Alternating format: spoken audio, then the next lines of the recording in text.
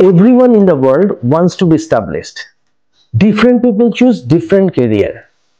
Well, today I will talk about a career that can establish you in the whole world.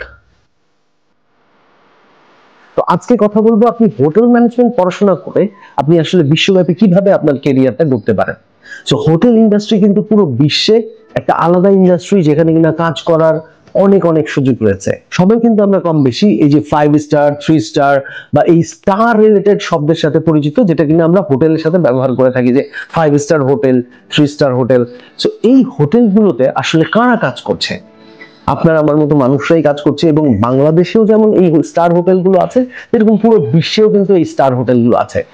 আমি এই star hotel নিয়ে একটি পর্ব আপনাদের মাঝে খুব দ্রুতই নিয়ে আসবো।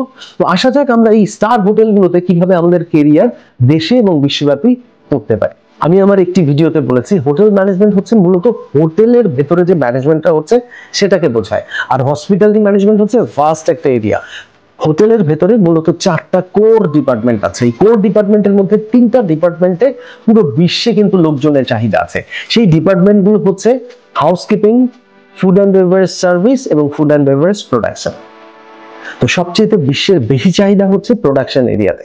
আপনি যদি শেফ হন, আপনি যদি আপনার career food and beverage production এরিয়াতে করতে পারেন, তাহলে কিন্তু আপনার কাজের কোনো অভাব হবে না, কারণ পুরো বিশ্বের শেফদের কিন্তু প্রচন্ড চাহিদা।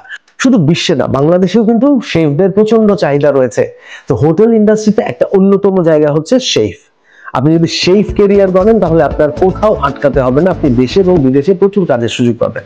এরপর আসা যাক হচ্ছে ফুড অ্যান্ড বেভারেজ সার্ভিস। আপনি যদি ফুড সার্ভার হন, আপনি যদি বিশ্বের বিভিন্ন সার্ভিস স্টাইল সম্পর্কে আপনার জানা থাকে, তাহলে কিন্তু আপনি খুব ভালো একজন সার্ভার হবেন।